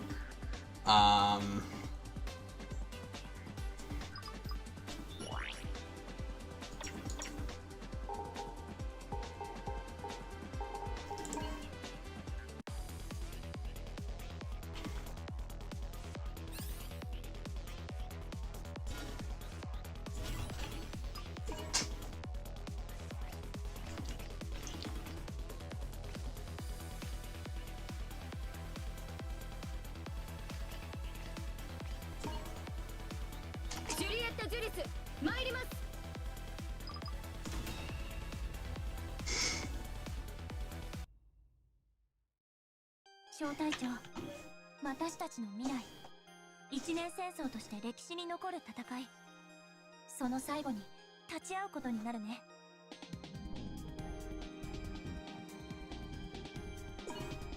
あの二重人格メガネの言う通りにするのは尺だけど、それが必要なことならね。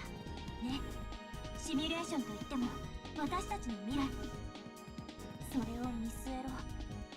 おそらく直接言えないからそういう表現にしたんだろうけど、ユノ、正しい未来、変えてはならない未来、受け入れろ。レディーユノ、受け入れろ。お、先輩行きましょう、小隊長。私たちの未来、私たちで正しく成立させる。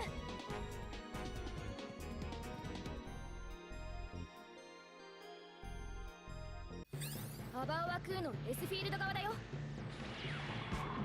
これが最後の戦いなのね。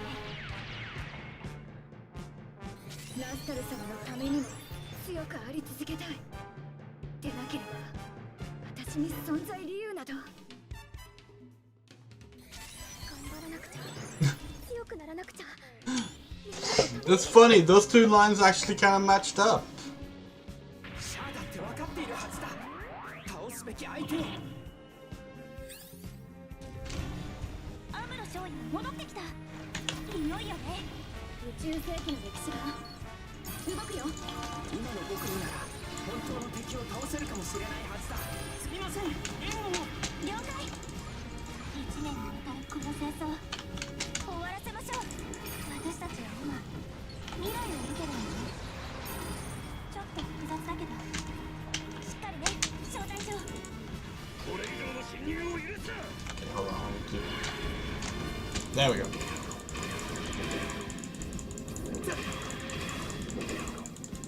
助かった。ありがとう。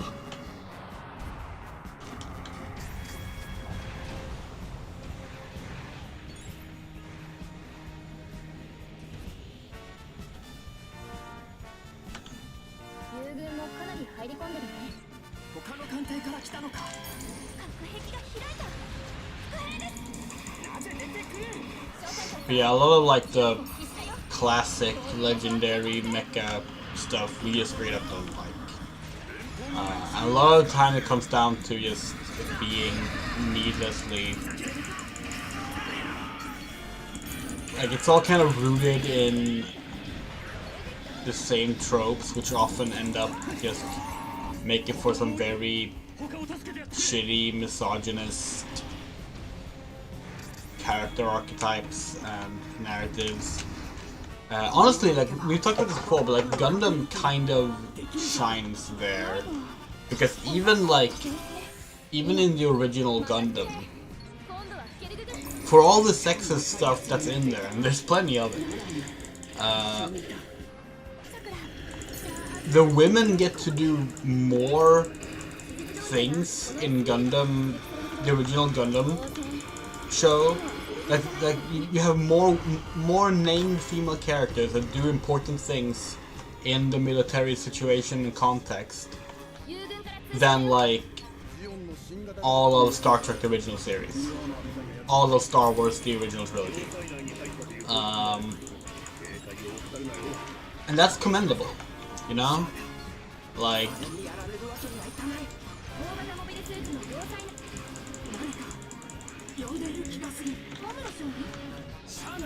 Like, Sailor pilots the Gundam.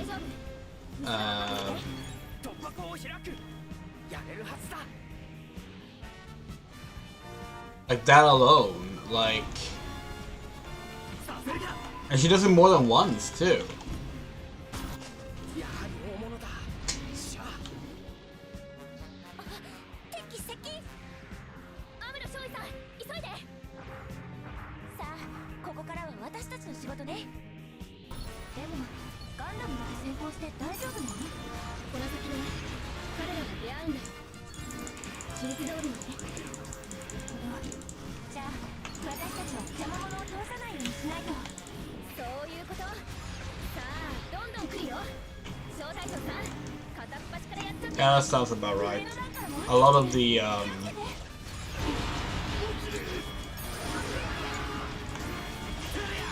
gritty is not the right word.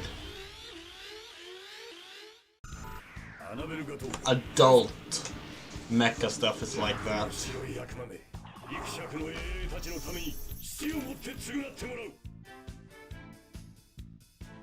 青いギルググ、アバオワクー統一軍ドロワ所属サンマリン紹介中隊中隊長アナベルだと。私を阻もうといい覚悟だ。私を敵に回すには君はまだ未熟。すごい強いんだけど、これ何株？普通にエルググだけど、正確には一部のエースに支給。 Oh, we missed. 断じて引くわけにはいかん。 Fuck.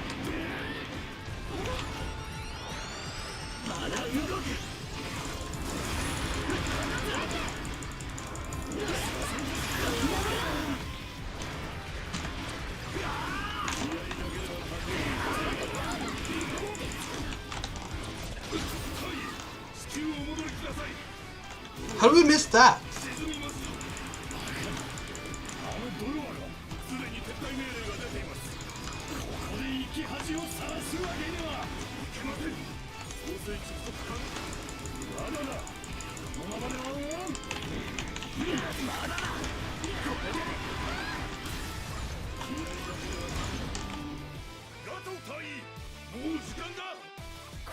志仲間にして無念。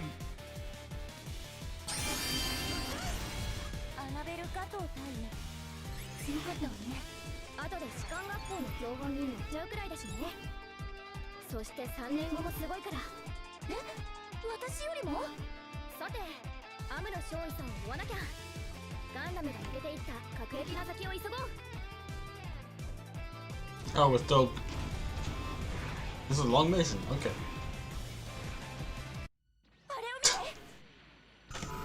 Fullmetal Panic. We wonder what we would think about Fullmetal Panic if we watched it today.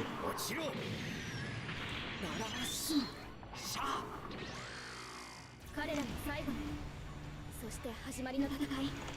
そうか。この7年後、アムロ少尉とシャープさん、エンローブで。そして、その後もね。とにかく奥を目指そう。回り込むしかないわね。招待長、進みましょう。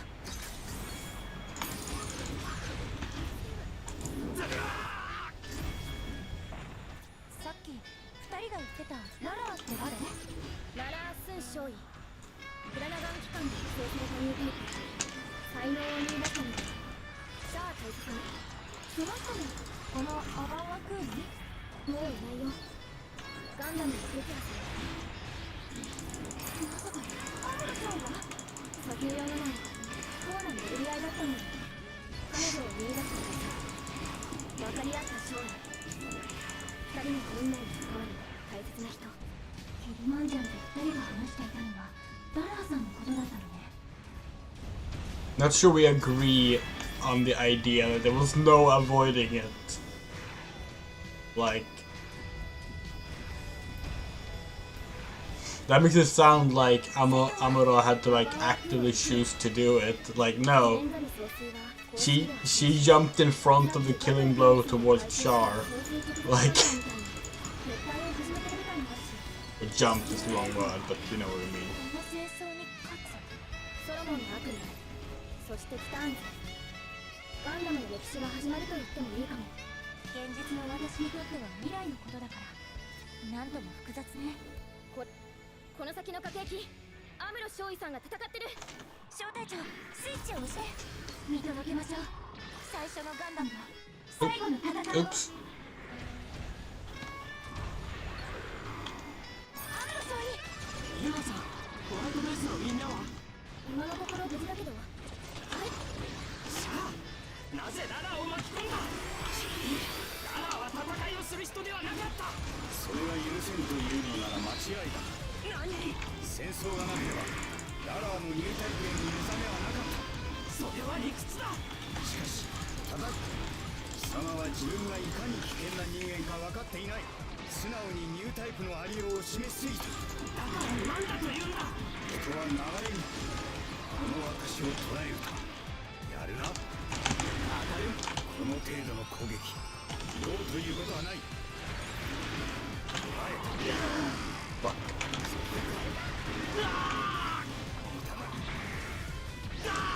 God damn it!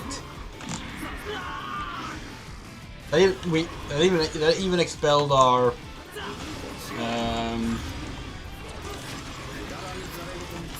special shield.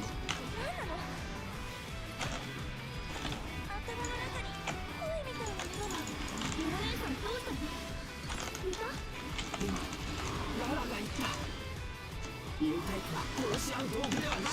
Fuck, we're gonna die. Ah! まさかな。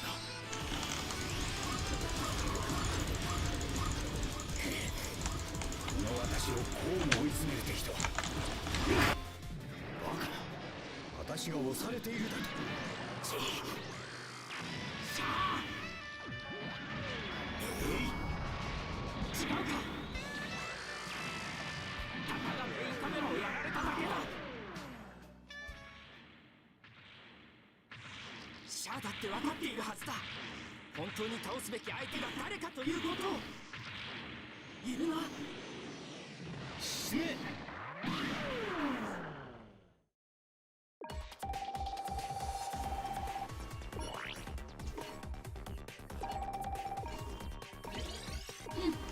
なかなかの腕のようですね。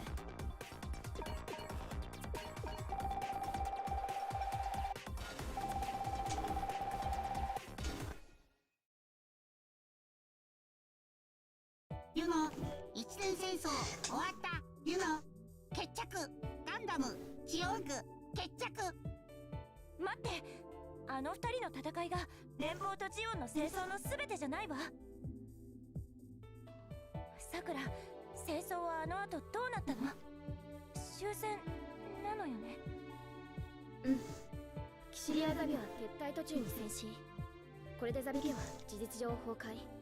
ジオン公国は新たにジオン共和国を成立させる。共和国の臨時政府は地球連邦政府にすぐに終戦協定を持ちかけ、宇宙世紀 WO80 1月1日終戦協定が結ばれたのね。確かジオン公国が宣戦布告したのが79年の Yeah, that's why it's called the 1-year war. さっきも言ったけど、G ユニバースで Although when you say it like that, no, that means it wasn't a 1-year war though. だからユヌ姉さんが生きる歴史がこの結果の通りになるとは限らない。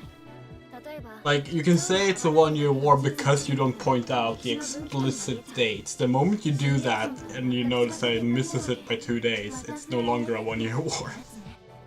なら、蝶よりもはるかに影響力を持つものが歴史に投入されたとしたら、それがもしガンダムだったなら。 Maybe a Gundam butterfly.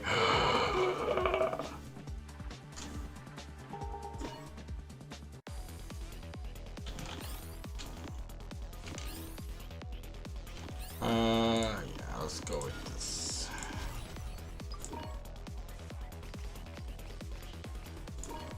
準備はできてるわ。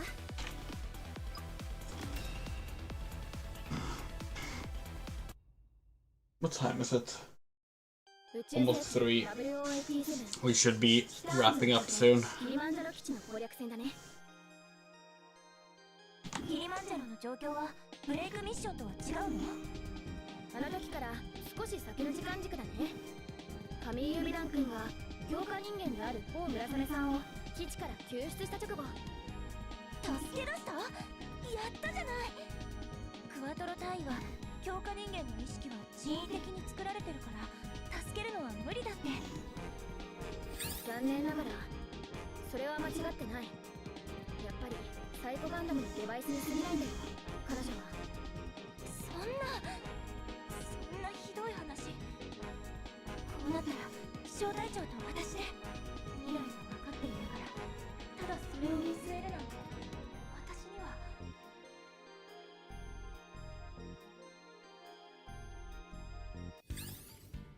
カミーユは私のことを知った。知っている人がいてくれるから生きていけるんだろう。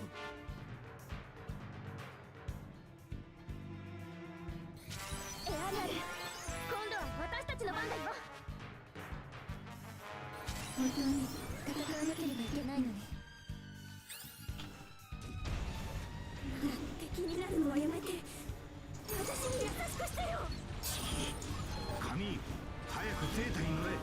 クワトロ隊員、ポーさん、さくら、目的地はこの先のシャトル発射場。ダンスの幹部が脱出しようとしてる。空に逃げる。ジャンプ。ジャミトフハイマン大将を守るためにサイコガンダムが出てきてるんです。小隊長、奥のシャトル発射場に急いで。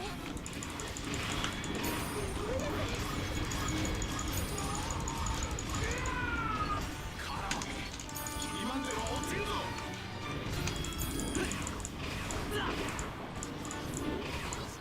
くそ、ここはもうダメだ。Okay.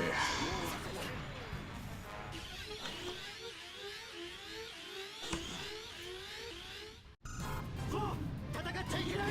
君は病気なんだ。お前たちは私をいじめに来た。私から記憶を奪ったのはお前たちだ。そう、止まれ。私は記憶が欲しいの。自分のことをもっと知りたい。これがサイコガンダム。フォーさんは？そう、サイコガンダムを降りるんだ。お前たちを倒せば私はもう苦しまないで済む。そう。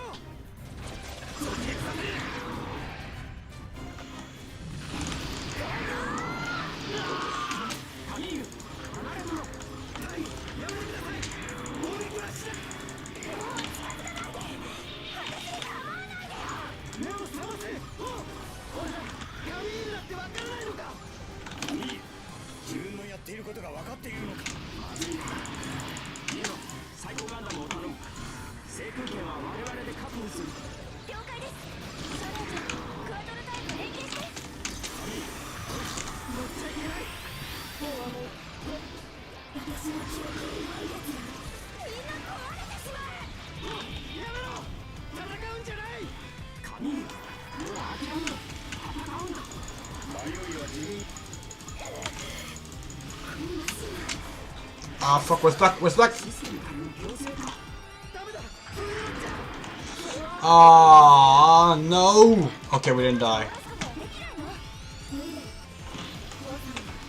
自分の意志であれに乗ってるんだ。じゃあもう破壊するしかないの？俺は法を守る。危険だな。それではアムロレイの二の舞になる。な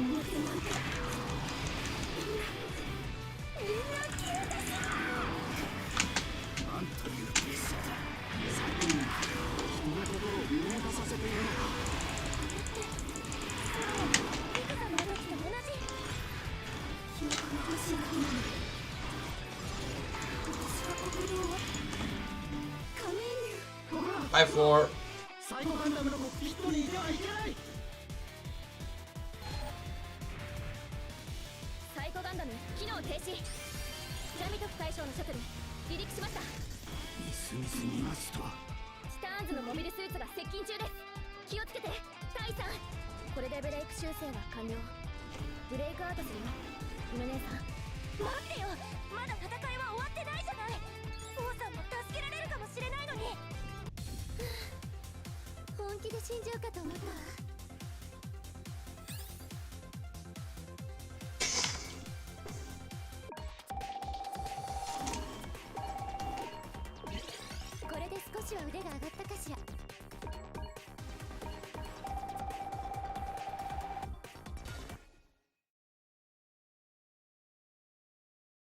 サイコガンダムは格座しただけなのにどうしてブレイクアウトを？結局4村雨さんは正気に戻ったの？戻ったよ。戻ったけどあの後ティターンズのジェリドメサ注意の教習からカミーユ君を守って。ティターンズのモビルスーツが接近中ってそういうこと？そんな、じゃあ彼女は史実通りだよ、ユノ姉さん。トゥルーミッションは無事に登録された。こんなの救いがなさすぎるじゃない。それだったらそのジェリド注意ってのは。さっきも言ったけど歴史を変えちゃダメなんだよ。神様にでもなるつもりなの？ To be fair, we would be very happy to see Jared die instead of 4. 飲んだ不確定因子を入れても同じ結果にしかならないこともあるみたい。特に Jared sucks. ぶつかり合う場合、不思議なくらい元の歴史をなぞるとあるね。そんな。ユノ姉さん元気だしね。そして忘れないで、G ユニバースは戦争の歴史なんだから。 Cheer up! It's a chronicle war. History is dark, but cheer up. 生死を正義化させる。それが今私たちがやらなきゃいけないことだものね。変えたい未来を見据える。でもガンダムが関わる未来は変えられない。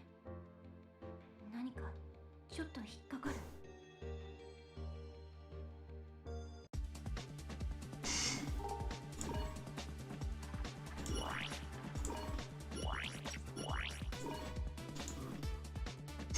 Alright. And we're gonna call it a night here because we need to sleep. We have work tomorrow. But we want to say thank you for watching, and a special thank you to our supporters, our monthly supporters: Yus, Ahmedji, Luz Queen, TB, Miss Nixie, Haru, Moto, Michael Rosenblum, Haley Mark, Rum Ray, Jacob Springwood, Sean Peterson, Rain, Anna, Spider Rebel News, Saga Music, Kid Stubbs, Benjamin Schmidt, The Cleody, NGCAM, Angeyoko, Balset, and our one-time supporters: Benjamin H, Hikaru Niyome, Alan C, Bean, Michela RM, Thane W, Corey R, Gary S, Ella R, Mimi H, Jeffrey C, and Charles D. If you want to support us, there are links to our Patreon, Ko-fi, and PayPal on screen and in the description. And if nothing else, we'll continue this next Monday.